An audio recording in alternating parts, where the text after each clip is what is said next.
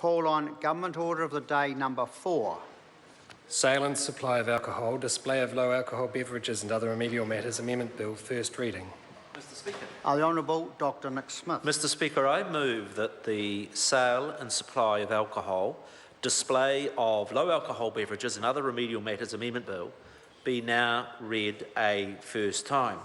Mr Speaker, I'll be nominating the Justice and Electoral Committee to consider the bill. The passing of the Sale and Supply of Alcohol Act in December 2012 marked the first time in more than 2 decades that the government moved to restrict rather than relax New Zealand's alcohol laws. The Act introduced a range of measures to combat alcohol-related harm, crime and public health problems.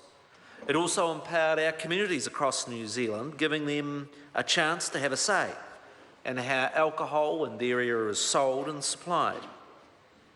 Now, 2 years is still early days to draw conclusions overall of such a major regulatory reform. However, the early signs are encouraging. We're already seeing far fewer alcohol outlets, the first local alcohol plans coming into force, and more communities are getting the chance to have a say on the way in which alcohol is sold in their community. So this relatively short bill is not an overhaul of New Zealand's alcohol laws because they need time to settle. Rather, this bill addresses a couple of unintended effects that have arisen since the passage of the Act, a couple of tweaks in the law that are needed.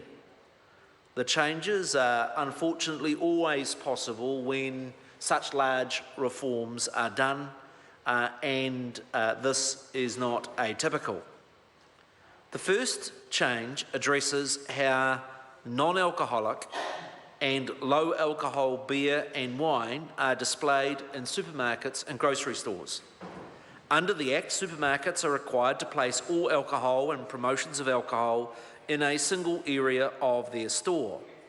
No other products may be placed there, and this was quite properly put into the alcohol reform law so that it would limit how much shoppers are exposed to alcohol, and for those people familiar with alcoholism, how difficult it is for people going to get their essentials and not being inadvertently attempting to buy alcohol. It's part of the broader effects to try and improve New Zealand's drinking culture. However, because of the way in which alcohol has been defined in the law, stores cannot now legally place beer and wine with very low alcohol content in that single area. This sometimes leads to supermarkets having to place very low or no alcohol beer or wine with the fruit drinks and soft drinks, or opting not to sell them at all, and that's not to the community's advantage. While these products have existed for some time, there has been a significant increase in their popularity, and I, for one, confess, particularly with the change in the drink driving limits, to often want to choose to drink low alcohol beers, of which there are some excellent products. They are positive moderation products which allow people to enjoy the social aspects of drinking while limiting their intake of alcohol. I have no doubt that it was never the intention of this House to place a legislative block in the way of these sorts of low alcohol products being sold alongside full-strength alcohol. The amendment in this bill addresses this by permitting supermarkets to place these products in the alcohol area.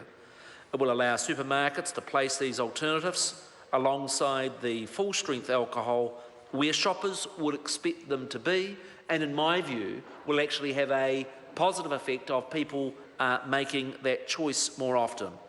It will remove the need for the products branded like alcohol to be sold with fizzy drinks and fruit juice, which I actually think is also counterproductive to what the intent of the House was in requiring supermarkets to actually have a clear separation of those sorts of products.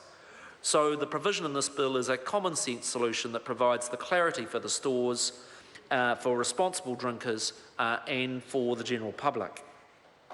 The second change that is proposed in this bill addresses the definition of a company. Under the previous Sale of Liquor Act, companies were explicitly included under the category of who could hold an alcohol licence. This was not carried over in the same way to the new Act. While this oversight has not caused problems, it's important to make clear in the law that companies can continue to hold licences as they always have, and I think most of us would acknowledge in our communities that most of our stores that hold cafes, liquor stores, are in the company of the structure of a company, and it's appropriate for them to be able to hold a liquor licence in the name of that company. The amendment simply adds company to the list of who can hold a licence and rectifies this problem. Although the changes in the bill are minor, they are necessary and positive for the overall functioning and common sense way that I think the House would expect the law to function. I commend the bill to the House. The question is that the motion be agreed to.